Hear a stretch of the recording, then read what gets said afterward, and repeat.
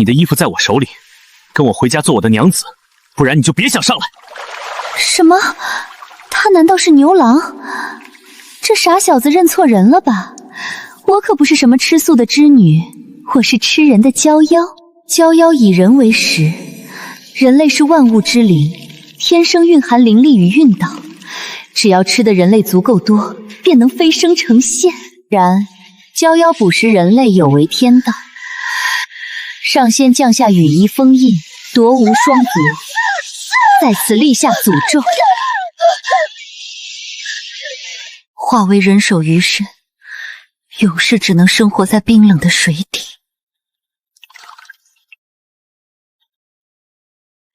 那羽衣是上仙用来封印我的法器，没想到这傻小子把它偷走，反而帮我解除了封印。官人既然拿了奴家的衣裳，奴家便是你的人了。这好像不是织女，那一身腥气倒像是遥远海里的人鱼公主。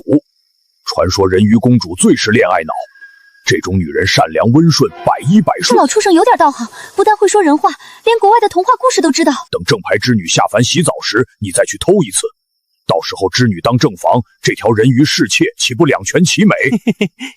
可惜啊，老东西眼神不太好。我可不是那种为了爱情牺牲双腿的傻白甜人鱼公主，我是正宗的本地妖精。既然你们想玩聊斋，那我就陪你们好好玩玩。本来只想冒险上岸，远远看一眼人类，望梅止渴解解馋，谁知道天上掉馅饼，直接让我近距离接触。不行，一定要忍住，千万不能暴露。姑娘，别哭了，安分守己些吧。当神仙有什么好的？高处不胜寒，天天喝风饮露，那帮神仙冷冰冰的，一点人情味都没有，还不如嫁给凡人。一日三餐人间烟火，只羡鸳鸯不羡仙，想想就美滋滋。对，你说的对。跟凡人在一起，多生几窝孩子，谁跟储备粮整天待在一起能不快乐？希望这小身板能给力点，多生几窝才好。没想到你竟然这么识时务，跟以前那些渔女完全不一样。那些织女被抓回来的时候，个个哭天喊地，寻死觅活，非得打个半死才肯屈服。果然妖精就是下贱，不如仙女高贵，倒是省了调教的功夫。既然老牛说你是妖怪，算了，看在你长得漂亮，人又听话懂事的份上，我算是勉强能接受。听好了，从今天开始你就是我娘子，夫为妻纲，我就是你的天，你必须要好好的服侍我。我家里的情况你也看到了，就一个茅草屋，饭都快吃不起了。听老黄牛说你是什么公主？既然是公主，那你家里肯定很有钱吧？赶紧拿出来给我用。这普信男，穷还穷得这么理直气壮，还想把我的钱都拿去给你用，美不死你！不是我小气，舍不得给孩子爹花钱，我是真的没带在身上。在这货跟我生下孩子之前，可不能暴露真面目，万一他跑了，我的储备粮就没了。你刚才也听老黄牛说了，我家在遥远的大海里，钱财都归我父母保管，想要钱你就得放我回去拿。不如你先把雨衣还给我，我穿上就能变成人鱼游回海里，到时候我保证给你带几大箱金银珠宝回来，让你盖大房子。金银珠宝几大箱，发财了！老牛快把雨衣拿出来给他。蠢货，别信他的鬼话，他分明是想骗回雨衣，趁机偷偷逃走。你忘了前面那些织女了？哪个被抓回来不是一心想着跑？为了能逃走，他们表面上顺从听话，背地里都在偷偷找雨衣。难怪你被掳回来以后一直这么顺从，原来是打着这个主意，还想逃跑。果然掳回来的女人就是不老实。女人就是这样，不打不老实。打出来的媳妇儿揉出来的面，狠狠打几团就乖巧了。要不是反应快，刚才差点本能的把这俩畜生打成肉酱了。不行，忍住，孩子还没生呢。为了以后源源不绝的食物，我忍。等一下，先别急，我可以想想办法，看能不能用别的方法联系上家里，让他们送点钱过来改善生活，不用我回去也行。你最好没骗我，必须尽早把钱财拿来，不然有你好看的。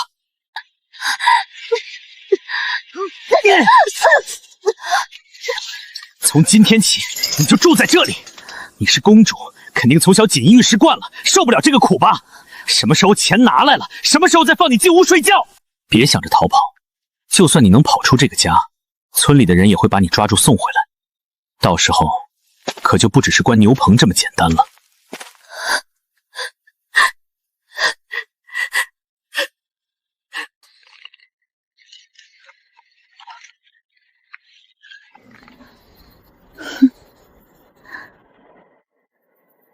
白天试探过了，这老畜生反应那么大，羽翼肯定就藏在他身上。别动歪脑筋，你别想着逃跑。这整个牛家村都是同气连枝的，只要你踏出村子一步，立刻就会被抓回来。抓回来以后就是一顿暴打，说不定还会被打断双腿，让你这辈子都爬不出去。几百年没来人间狩猎，人类竟然变得这么残暴恶毒了。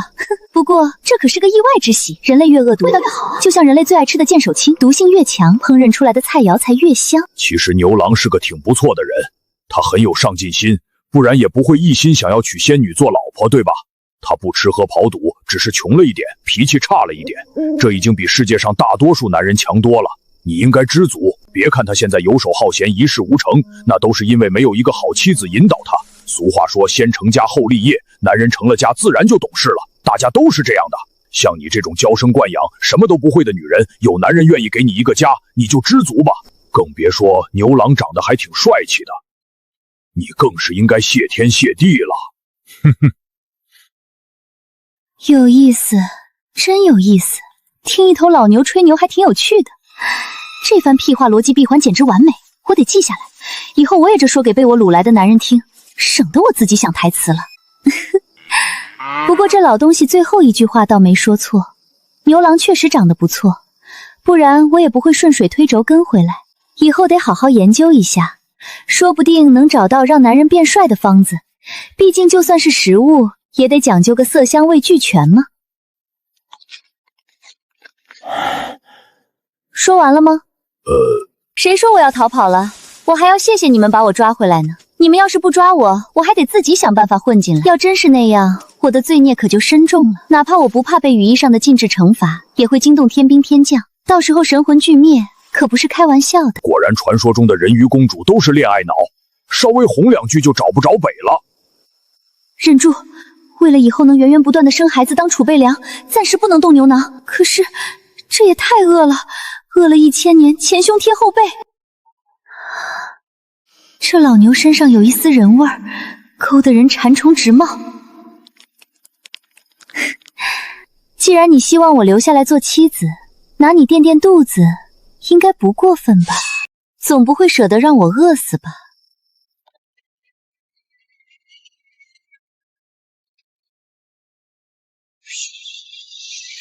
乖乖别动，这雾可是很补的。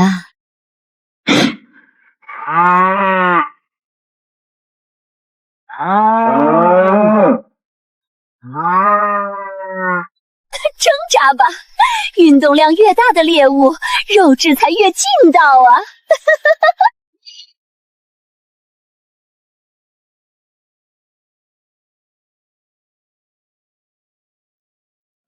给我下来！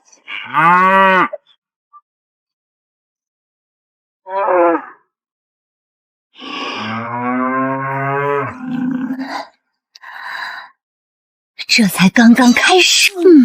浸润了毒素的牛肉竟然如此甜美异常，真是意外的惊喜。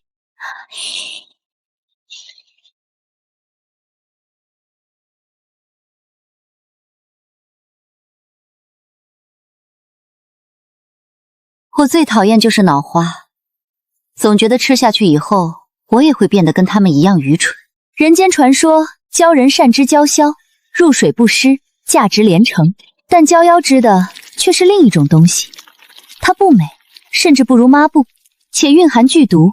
那所谓的精美，不过是毒物制造的幻觉。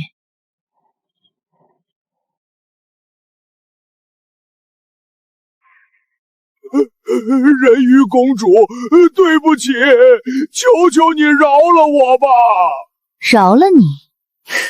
我可以放你离开，我受不了了。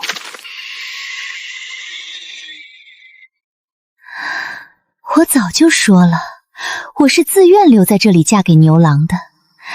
你这蠢牛怎么就听不懂？好不容易找到这么个天然的美食基地，怎么可能舍得走？这老牛竟然想断我的口粮，简直罪加一等。又是这件破雨衣，只要它还在，我就随时可能被封印回去，得想办法毁了它。娘子，大半夜的你在哪儿呢？雨衣，你怎么会找到这雨衣的？我不是交给老黄牛藏起来了吗？老黄牛呢？他怎么不见了？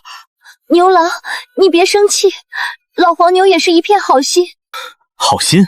他舍不得看我这样高贵的公主沦落乡野，一时心软才把雨衣还给了我。他又怕你迁怒，就跑出去躲起来了。可是我已经说了，我愿意和牛郎你生儿育女，又怎么会舍得离开呢？只能辜负老黄牛的一番好意了。快毁了他！只要你毁了他，我就彻底安全了。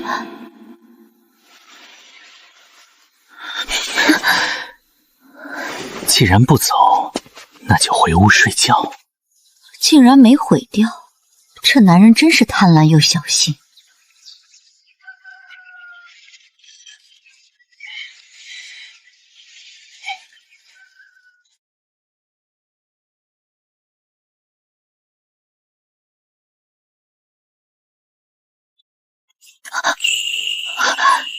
竟然活了！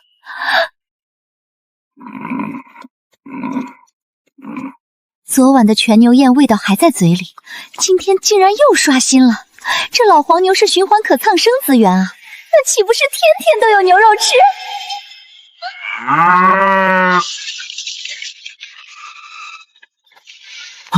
牛郎，快把雨衣还给他，让他赶紧离开。老黄牛，你怎么了？他不是普通的人鱼，他身上有危险的气息，再不走，咱们都要遭殃。你看吧，我就说这老黄牛是个好妖怪，他一心想放我走，为了赶我走，连这种谎话都编出来了。我都说了几百遍了，我是真心想嫁给牛郎，留下来陪你过日子。昨晚我们不是才说好的吗？够了！区区一头畜生也敢对着主人胡言乱语，挑拨我们夫妻关系，还不赶紧去干活？没看到主人肚子饿了吗？我去。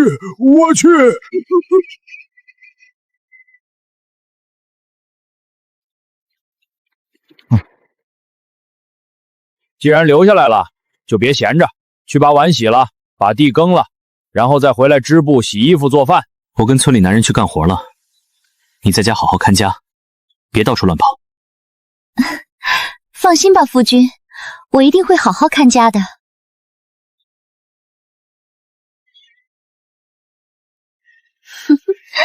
终于走了，开饭时间到了。刚才不是聊得挺开心吗？这就想走了？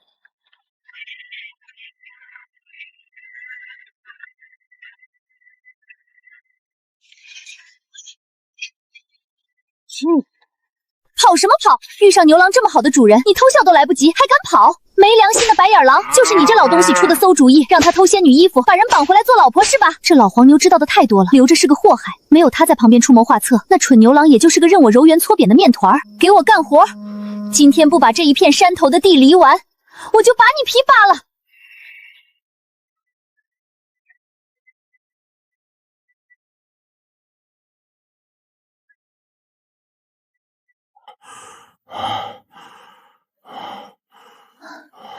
还没黑呢，起来去打柴。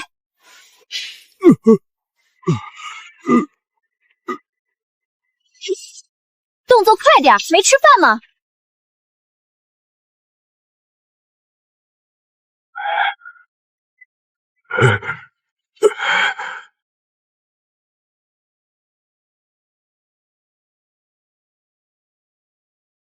牛郎，都怪我老眼昏花看错了，那女人真的不是人鱼公主，她是恶毒的海妖啊！你又在胡说什么啊？你看我这一身伤，而且她什么活都没干。你去看看家里，你的衣服肯定还是又脏又破的。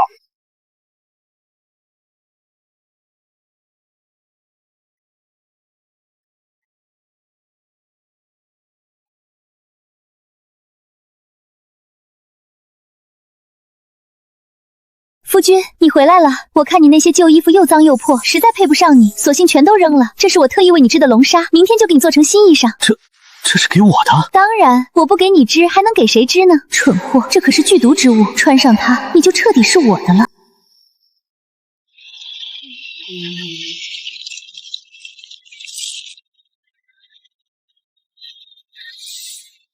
既然那么多嘴，今晚就换个更有趣的吃法吧。牛郎，求求你放他走吧！求求你放他走吧！再这样下去，我们都会死的。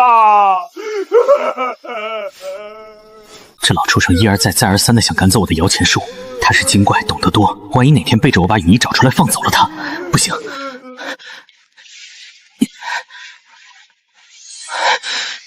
不要啊！烧了！他竟然烧了！封印没了，我彻底自由了！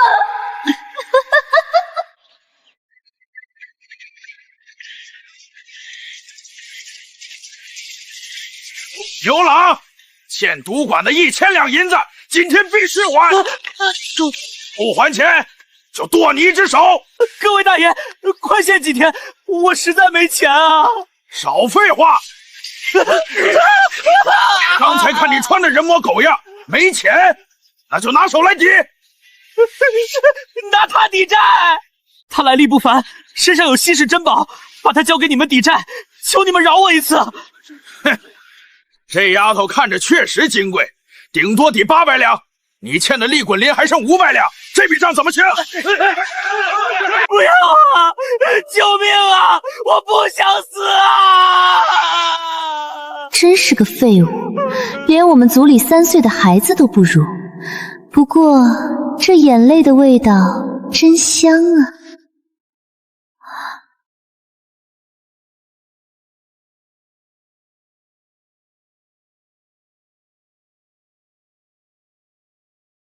啊！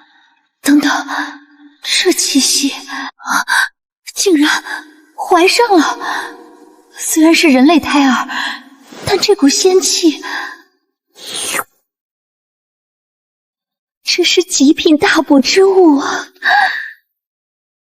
还钱！打死他！还钱！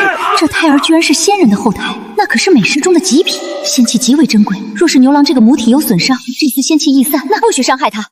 他欠你们的钱，我来还。10天，给我们10天时间。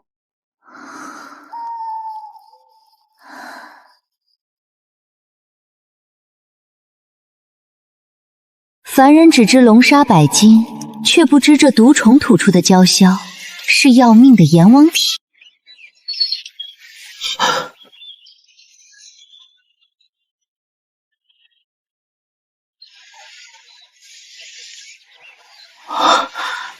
有救了，真的有救了！1300两，不，这简直是一夜暴富，发财了！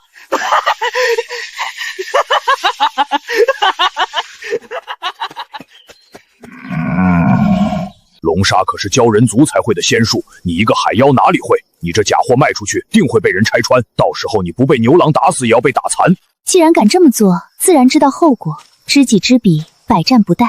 你这老畜生！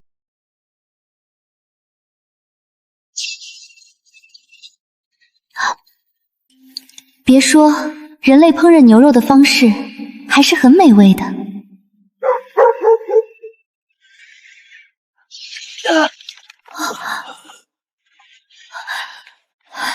夫君，是你，一定是你！你在龙沙上搞了鬼！你就是想害我，让我自己逃走，对不对？郎君怎能这样误解我？我是真心想留下来陪你的。我若是想跑，早在老黄牛把你藏起来的羽衣给我的那天晚上，我就穿上离开了，何必等到现在？况且那龙纱你也穿了，为何你一点事都没有？偏偏赌坊老板穿上就中了剧毒，这可见问题不是出在龙纱上，而是有人暗中搞鬼。老黄牛，难道是他？老黄牛，他竟有这么厉害，难怪什么？难怪他敢撺掇你偷仙女衣服，拐骗做老婆。他连天兵天将都不怕，肯定也不怕凡人。只是他这么厉害，为何还要委身在牛家？莫非牛家有什么把柄捏着他？但他心存怨恨，见我不听他的话，就故意设下毒计害我。只要我死了，说不定他就自由了。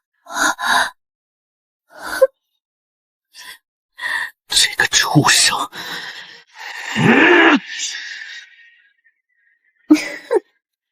郎君，去吧。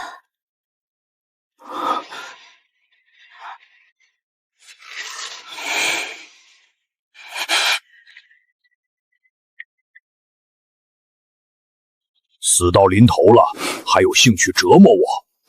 没用的，牛郎，你杀不死我，明天我就能起死回生。哼！不过你看不到了。牛郎，你要干什么？我为你们牛氏世世代代出谋划策，帮你们掳走织女做老婆，你们祖先发过誓的，世世代代供奉于我。若有违誓言，人神共弃。原来是这样代代相传的渊源，难怪牛郎虽是乡野村夫，却生得一副周正样貌，想来是祖上有不凡机遇的缘故。郎君，世间哪有不劳而获的好事？这老牛若真有非凡本事，为何这几百年来牛家依旧过得清贫朴素？他是不是因为牛家穷，供奉不起他，所以怀恨在心？你说他厉害，可你都要被赌坊逼死了，他除了说风凉话，哪怕变出1两银子帮你了吗？从你祖上听他怂恿绑架仙女那天起，就已经触怒神仙了。杀了他，这诅咒自然就解了。骗子！你个吃里扒外的老畜生！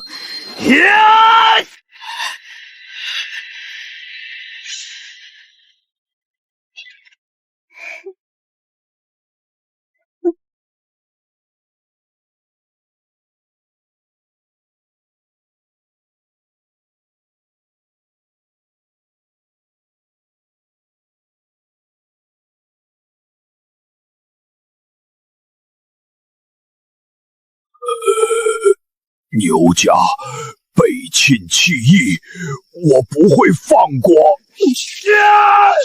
烧不坏，割不破，真是好皮。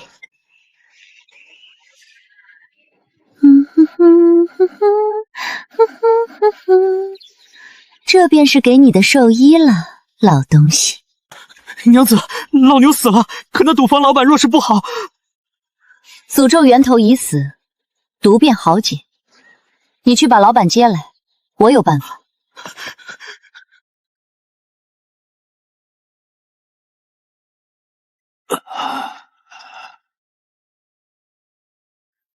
出去守着，解毒需要安静。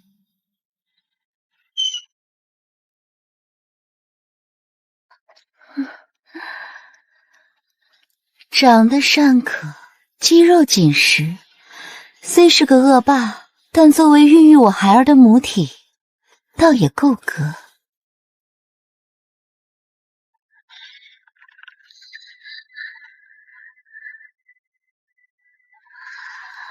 娇夭胎儿发育，最喜灵力与剧毒，区区凡毒，不过是胎儿的一顿加餐。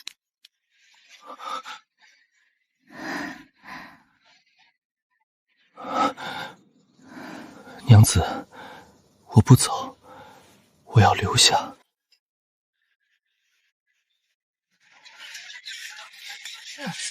牛家村纳凉。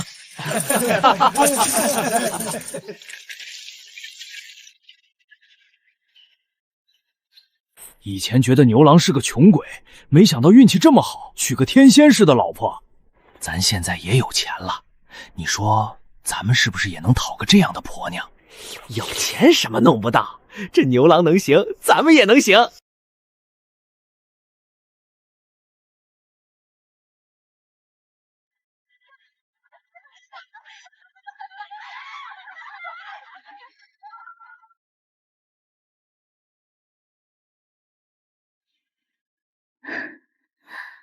都在找死，那便成全你们。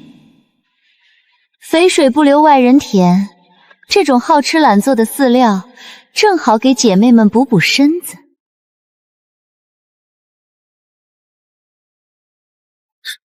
村里那帮光棍，现在手里有2个钱，居然也想娶像我这样漂亮的婆娘。若是人人都有了，我还算什么？郎君何必动气，我倒有个能让咱们日子变好的法子。什么法子？我有些同族的姐妹想来人间寻个安稳去处，村里人既盼着成家，咱们不如从中牵线，帮他们寻个好人家，也能得些谢礼补贴家用，岂不是两全其美？只要让他们生下孩子，那就是咱们自家的人。卖，必须卖！娘子真是我的聚宝盆。傻瓜，猎物进笼了。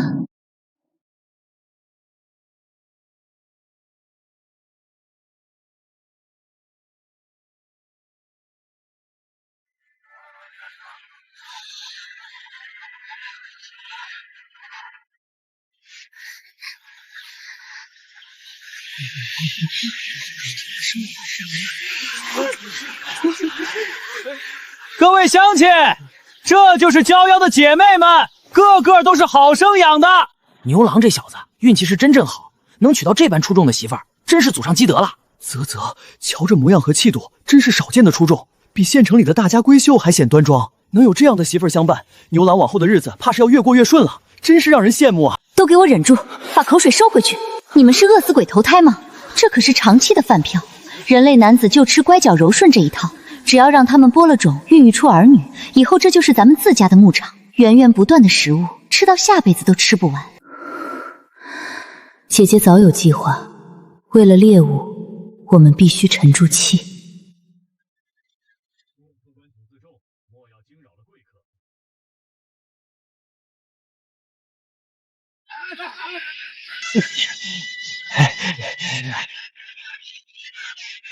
种子已经播下，收获的季节快到了。第一步成功。这也太反常了，我是不是得了什么怪病？哪有男人肚子这样的？夫君，你这就不懂了，这就是娶了咱们姐妹的好处。好处？这也叫好处？当然，你想想，自从娶了媳妇，家过活是不是有人干了？地有人耕了，布有人织了，你一日三餐是不是都有热汤热饭？那倒是。这就对了，日子过得舒坦，男人当然会变胖，这叫幸福肥。只有有本事的男人娶到了极贤惠的老婆，才能养出这一身膘，这是荣耀，是象征。幸福肥，原来我有本事。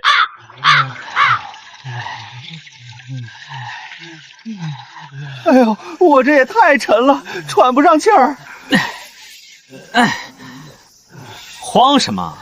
这叫幸福胖，说明咱们家媳妇儿贤惠，把咱们伺候得好。没本事的男人想长还长不出来呢。是我比你大，群体性的愚蠢，真是最好用的掩护。妖精！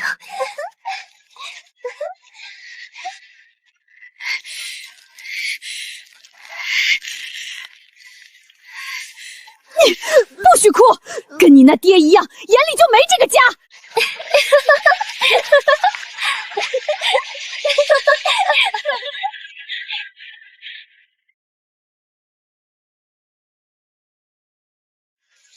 你们这群妖孽！你这个不要脸的小贱人！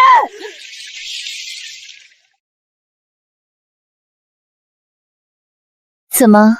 这是来给夫君纳妾的。我们的夫君连日不归，如今更是要抛下家中老小，这一切都是因你们而起。我只是不明白，若他待你们真心，又怎会轻易变心？若他待你们不好，离开，难道不是解脱吗？好啊，我就知道你们没安好心，原来是想把我们赶走，独占男人。姐妹们，打死他们！只要他们死了，男人就会回心转意。找个好人不好吗？还是说你们也被天性束缚了？闭嘴！女人必须从一而终，嫁鸡随鸡，嫁狗随狗，被打死也不能有二心，那叫不贞，是要进猪笼的。对，见过驴被人抽着干活的，没见过驴抢过鞭子自己抽自己的。这群人脑子已经坏掉了。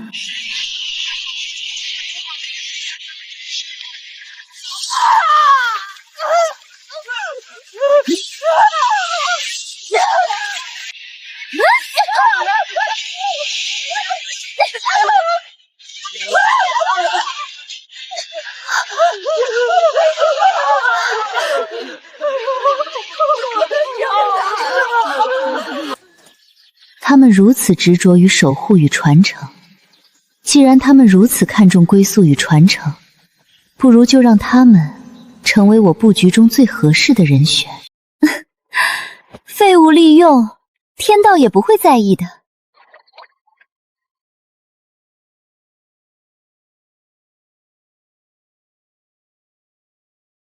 姐妹们，我有新计划。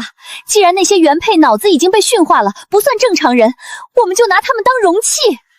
首领英明，不过得先筛查一下，别误伤了正常的女人。村里现在一共有多少女人？首领，这事儿有个大问题。怎么？我们去打听了，除了那些正妻男人家里，竟然都有4、5个老婆。4、5个？这村子不对劲。这么多天了，我在村里转了好几圈，怎么从来没见过你们说的那些4、5个老婆？你们是不是饿昏头了，连数都不会数了？哎呀，首领，冤枉啊！一个人数错有可能，我们这么多双眼睛，怎么可能都看错？那人呢？在地窖里。地窖，村民们把他们锁在地窖里，不给穿衣服。为了防止逃跑，有的被打断了腿，有的被挖了眼，还有的毁了声带。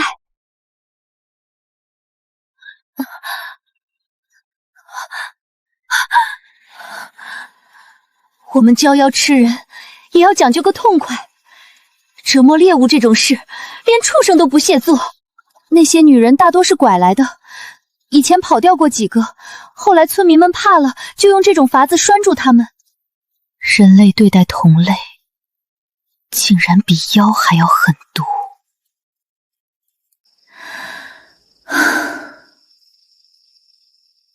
既然如此，那些只会欺负同类的原配正妻也不算无辜了。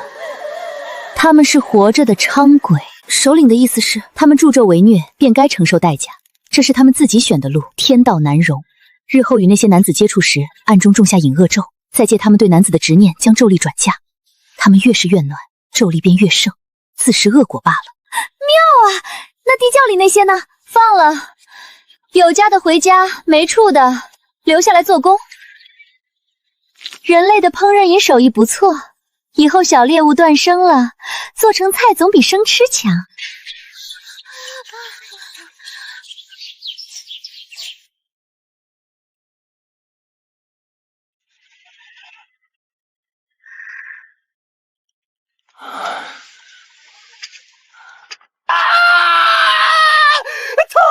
疼死我了！救命啊！终于要开饭了。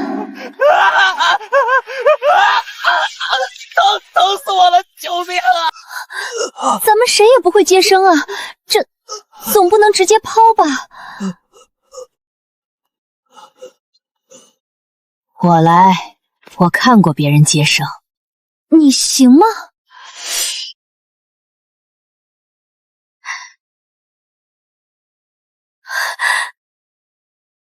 这眼神有点意思。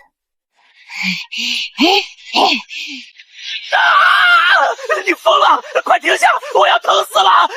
这疼不及我当年的1/1000。种什么因得什么果，他今日所受皆是自找。9个，牛夫人，9个都是女孩，你打算怎么办？还能怎么办？当然是都吃掉了。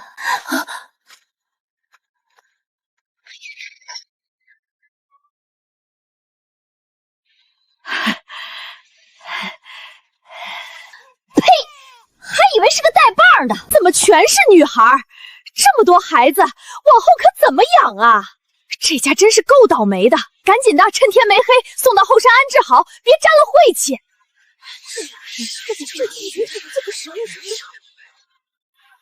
原来如此，这里的男人娶不到老婆，是因为他们把自家的女娃都杀了，不想花钱养女儿，只想抢别人的女儿当老婆。哼，人类的算盘打得真响。啊！我的命好苦啊！怎么全是女儿啊？这让我怎么活呀？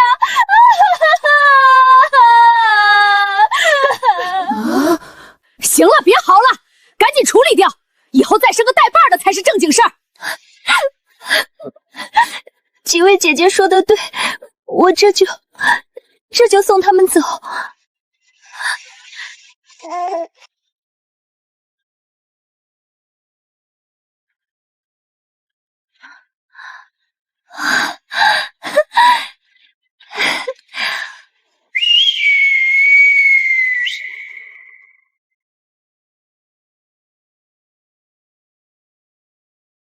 开饭了，几百年了，咱们终于能正经享用一顿了。还是这地方好，连借口都不用找，送上门的机缘。他怎么还在？不是遣散了吗？他不肯走。那天把他救出来时，他就说了一句话：我不走，我要留下来。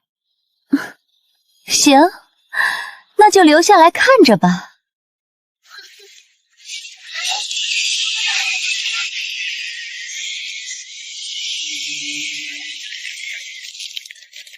今天的食材是刚在山里收获的野猪肉，肉质很新鲜。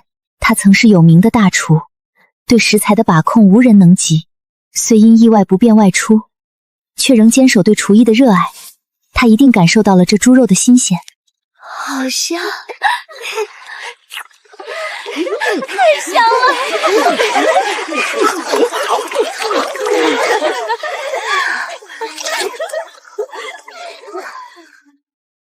这般纯粹的灵气果然难得，山野间修炼100年，不及人间正道滋养。此番交换，各取所需，并无不妥。以后若还需这般灵气宿住，尽管来找我，我会按约定备好，不扰旁人。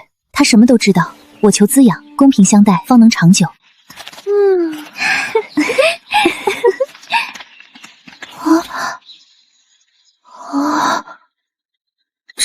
这就是普通人类？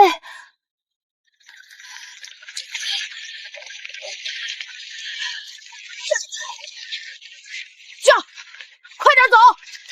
来吃饭吗？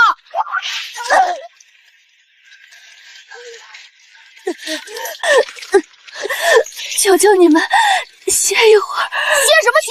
真把自己当人了，畜生！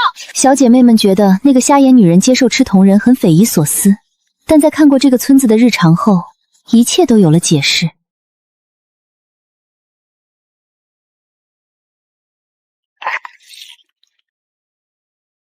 5文钱1次，10文钱3次。嘿嘿，活了1000年，见过世间百态，人类的处境果然有太多复杂难解之处。快点起来啊！再歇着太阳就晒了。王大伯还等着呢。累坏了吧？快到树荫下歇会儿，喝点水。说的没错，所以我刚才吃的那么爽快，跟他们生下的孩子根本不算后代，顶多算猎物，就像自家养大的猪牛羊，杀了吃肉，天经地义。之前不是把被囚禁的女人都放走了吗？这女人怎么还在？本来是送走了的，但这女人自己想不开呀。村长一下跪，孩子一哭着找娘，她就心软了，说是舍不得10月怀胎掉下来的肉，结果就是现在这样了。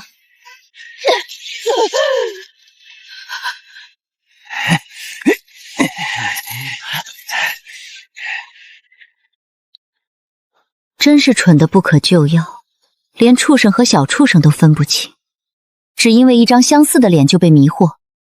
既然如此，我也懒得管了。哼！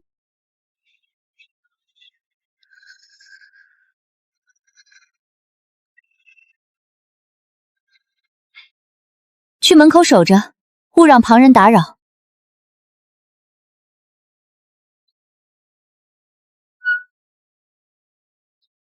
今日机缘难得，需抓紧时机，促成此事。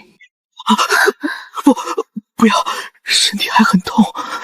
男人嘛，嘴上说不要，身体还是很诚实的。何况是你这种垃圾，肯定心里想的。多亏了牛郎这个贤内助，给我找了这么好的一窝母体。这毒房里的人，个个手里都沾着人命，害得无数人家破人亡。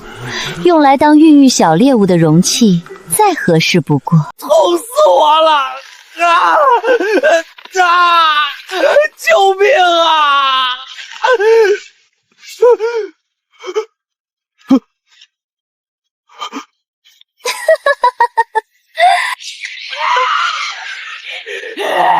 生了，要生了！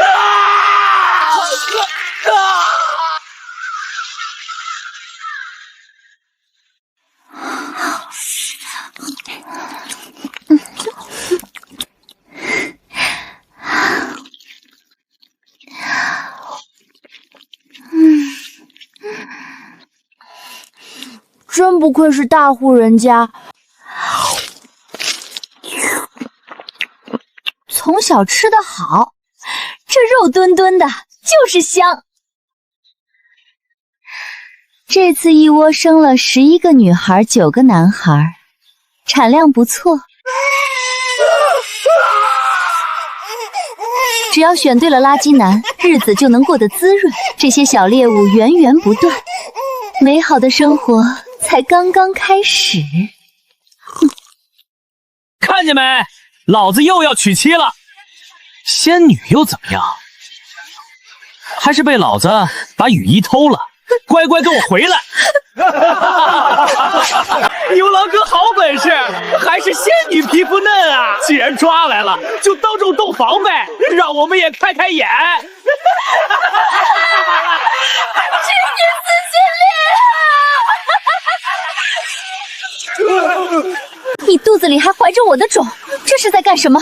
这个垃圾，挺着大肚子还不忘去偷窥洗澡、偷雨衣。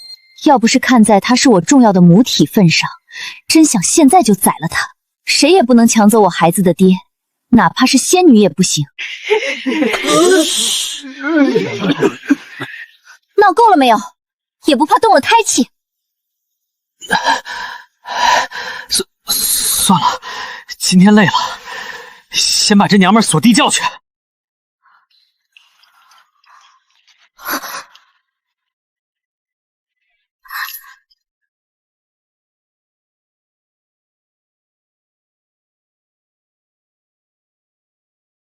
如果她也像那个蠢女人一样不想走，或者想留下来当这些垃圾的生育工具，那我就只能送她上路了，免得以后引来天庭的麻烦。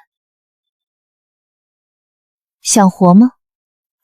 求求你，救救我，放我离开这里吧，我受不了了。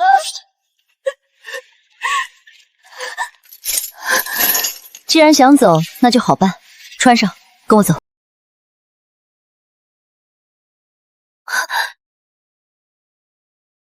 怎么不走了？想反悔？不行，我不能就这样走。牛郎把我的雨衣拿走了，没有雨衣，我没办法飞回天界，那是我的法力来源。雨衣？麻烦，看来还得回去一趟。这垃圾男，临死还要给我找事。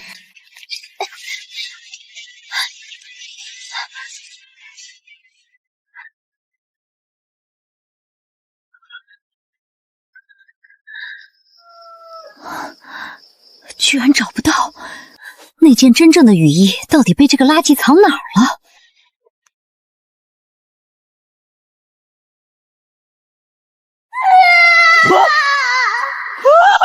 肚子要生了，好痛啊！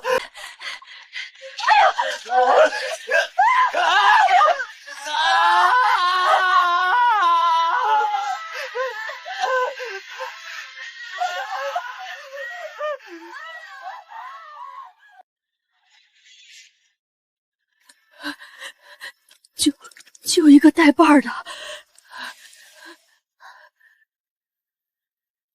没想到吧，我又回来啦！哟，老熟人啊！没错，就是老子！臭女人，我说过你杀不了我，现在的我是你亲生的骨肉，血脉相连，我看你还怎么下手！居然投胎成了自己的孙子，这老畜生对自己倒是挺也不怕告诉你，老子当年触犯天条，无法正果，才找上这蠢货牛郎。只要借织女的仙力孕养子嗣，再由我夺舍，100次后我就能飞升。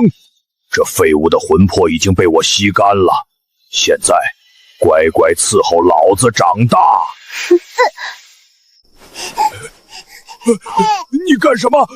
我是你儿子，虎毒不食。说完了，不好意思，在我眼里，你只是食材。他死了，没有人知道雨衣在哪儿了，我回不去了。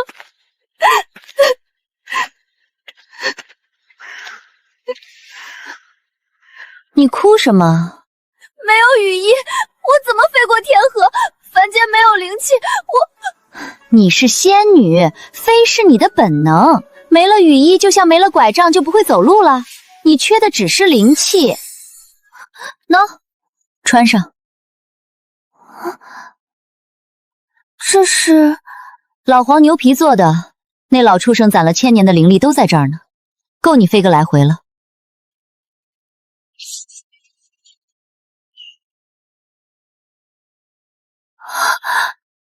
我能飞了，谢谢你。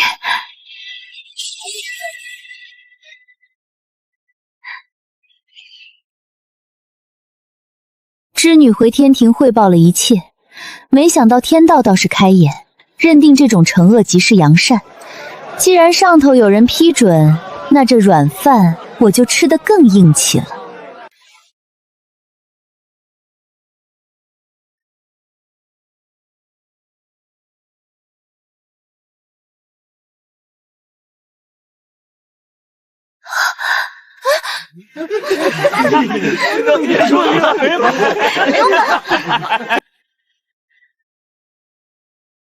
居然连这里都有这种货色，美食们，我来了！这1000年老黄牛的魂魄，嚼起来就像裹了蜜的鲜贝，果然比凡人醇厚。这仙界的空气清汤寡水的，还不如凡间那股油烟味香。好家伙，原以为凡间的垃圾男够味了，没想到仙界全是精装版的。这灵力浓度，吃一口顶得上110个凡人啊！何方妖物，竟敢擅闯南天门，速速报上名来，否则格杀勿论！我乃下界修行者，因惩戒凡间恶人积了功德，应天道战诏飞升而来。瞧，这是天道赐下的。如此厚重的功德金光，确实少见。既有功德，便随我去凌霄殿面见玉帝，别到处乱看。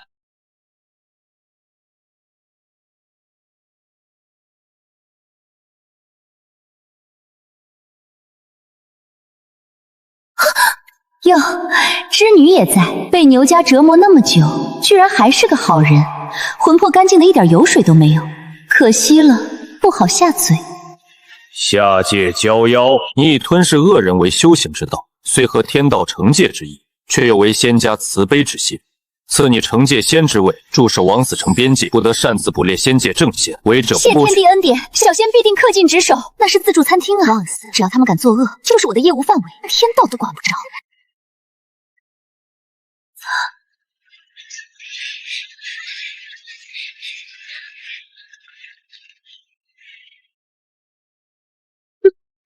刚领了证，就有生意上门了。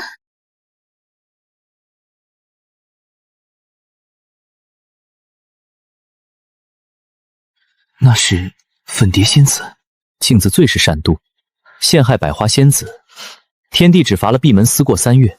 初犯，哼，这魂魄里的陈年恶臭，少说也藏着10几桩害人的旧事。原来是初犯啊！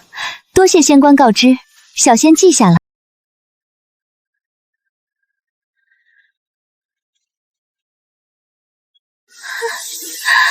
果然是个好地方，这里简直就是满汉全席。新来的仙子，正好给我填肚子。谁吃谁还不一定呢。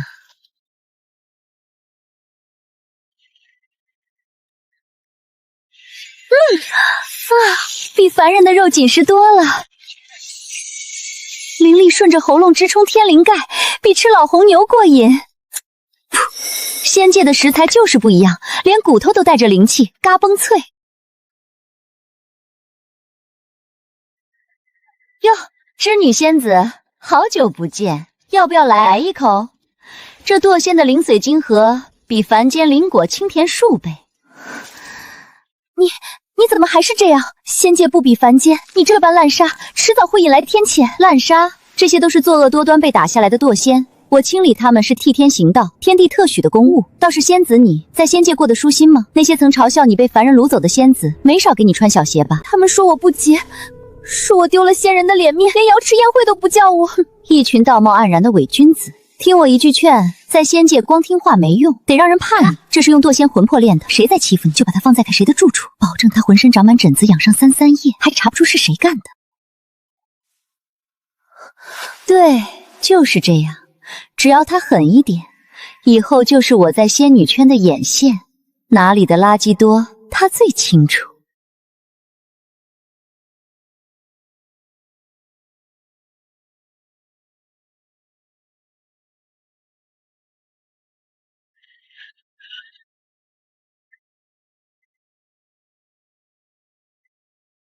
九幽，你竟敢私自捕猎上仙，速速束手就擒！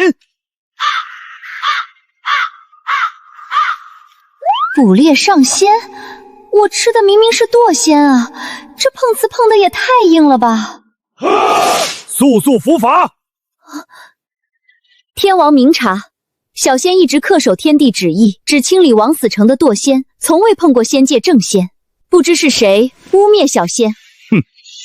污蔑，这是从文昌仙官的府邸找到的，上面有你的妖气。文昌仙官被人暗算，浑身长满毒疹，仙力受损，不是你干的是谁？这是我给织女的那块，难道他用来对付文昌那个老头了？可文昌那老头魂魄干净的很，是个正经修行的，织女怎么会搞他？天王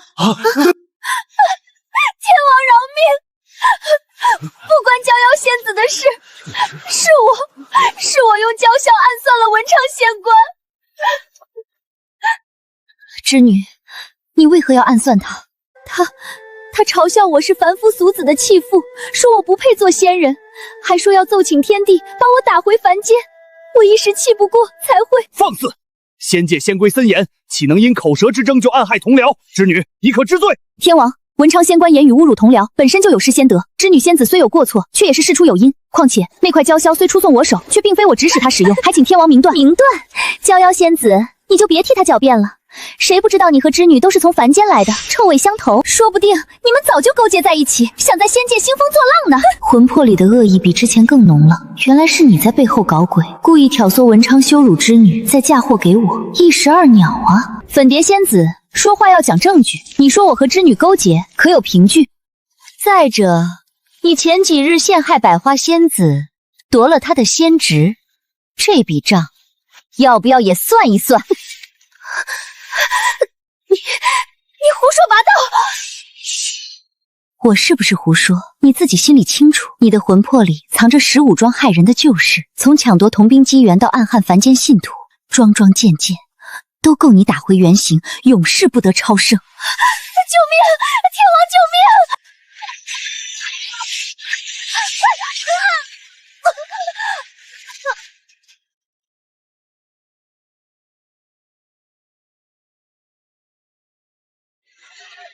逍遥听令，粉蝶仙子作恶多端，屡教不改，着你将其打入枉死城，永世不得离开。文昌仙官言语失当，罚闭门思过100年。织女虽有过错，却属自保，免于处罚。谢天地恩典，天地不公，我不服，我不服啊！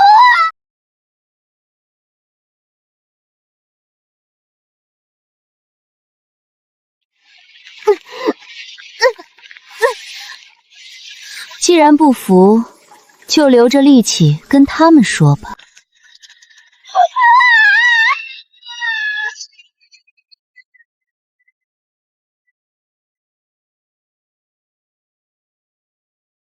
这下百花仙子的仇也顺便报了。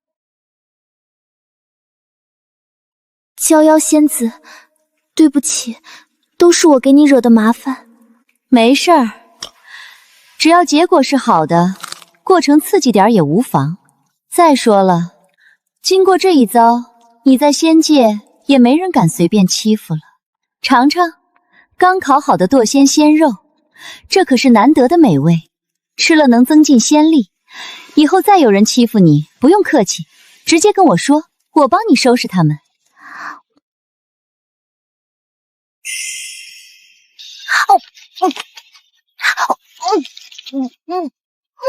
吃。比瑶池宴上的琼浆玉液还要美味，是吧？其实，仙界还有很多像粉蝶仙子这样的深人，他们表面清高，背地里却作恶多端，只是没人敢揭穿他们。哦，还有这种好事，织女，以后你就帮我盯着点儿，只要是作恶的仙人，不管是仙官还是散仙，都告诉我，咱们分工合作，你负责找食材，我负责烹饪，保证让你以后在仙界天天有肉吃。好，一言为定。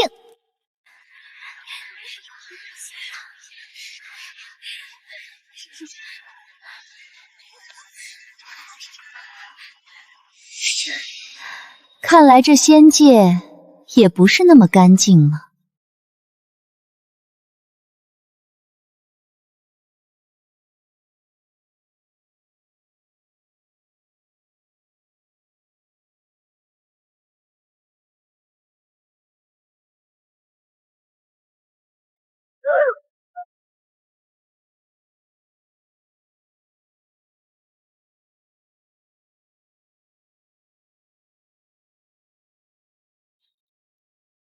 姐妹们在凡间吃光了各地的垃圾男人，功德圆满，正好上来跟我凑一桌。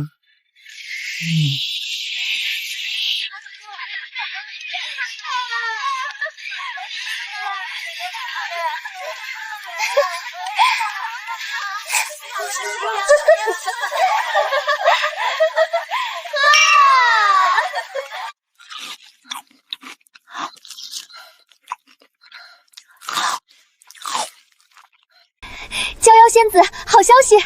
怎么，又发现哪家仙君养外室虐待童子了？比那个还好，玉帝旨意下来了，说你惩戒恶仙有功，要给你加官进爵。哼，给个虚名有什么用？不如赏我2斤龙肝凤髓。不是虚名，玉帝让你掌管仙界新设的恶仙清理司，以后所有作恶的仙人都归你处置。啊！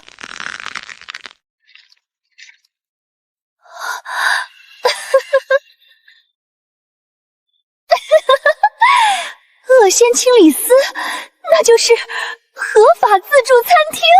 对，太好了，以后在仙界，咱们的大锅饭就更丰盛了。